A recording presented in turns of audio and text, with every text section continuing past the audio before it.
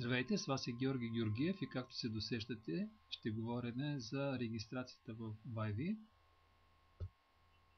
Ако сте кликнали върху линка в първото ми писмо, вие сте попаднали на тая страница, където от Products може да изберете Free Video Email, при което попадате в страница, в която може да изгледате приложеното видео. То ще ви запознае с предложението на компанията Vivi. Ще разберете, че не крие никакъв риск за вас, освен ползата да ползвате ресурса, който тя ви предлага. Достатъчно е само да натиснете бутона Get Started Now и да попълните формата за регистрация, която с нищо не се отличава от други форми за регистрация, които вече нееднократно навярно сте попълвали.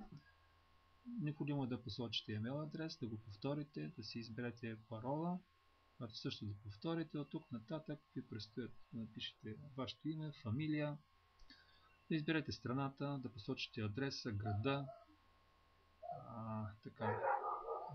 областта и така, стигайки до края, да потвърдите вече написаното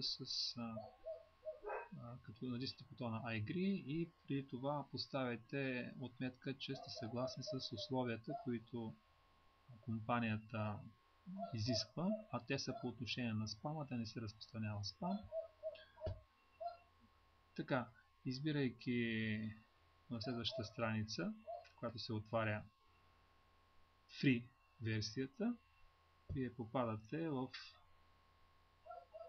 следващата, където трябва да потвърдите това, което сте си избрали за вашата кошница. Натискайте процес Checkout и това, което ви остава да направите, да попълните това, което виждате като символи в полето, което е определено за тях. Ако не са достатъчно четливи, може да си смените тези букви. Знаете защо се прави това, за да не се използват тези регистрации да се правят от роботи. И след което получавате поздравление, т.е. изпраща ви се писмо във вашата почта, в което трябва да потвърдите, че регистрацията сте я направили вие, за да финиширате. Благодарят ви, изпращат второ писмо в същата тази почта и отново може да изгледате видеото, което е предназначено за вас. След което може да влезете в вашия бек офис, където вие ще имате възможност да направите първия си видео емейл, да поздравите любимите си хора, можете да използвате видеото да развиете своя бизнес. Аз искрено ви желая успех и до скоро!